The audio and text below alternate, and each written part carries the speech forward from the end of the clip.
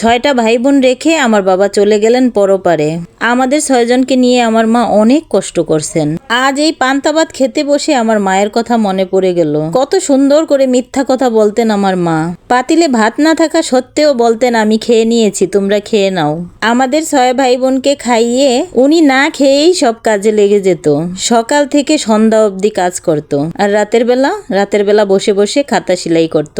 মায়েরা খুব সুন্দর করে এরকম মিথ্যা কথা বলতে পারে, নিজে না খেয়েও বলবে আমি খেয়ে নিয়েছি, তোমরা খেয়ে নাও। এক মুঠো ভাতের জন্য আমার মা কত কষ্ট করতেন। সব ধরনের কাজ আমার মা একা হাতে সামলাতেন। আমরা 6টা ভাই বোনকে লালন পালন করতেন। শুধু আমাদের লালন পালন করতেন বিষয়টা কিন্তু এমন না। বাড়িতে হাঁস, মুরগি, গরু, ছাগল এদেরকেও লালন পালন করতেন আমার মা।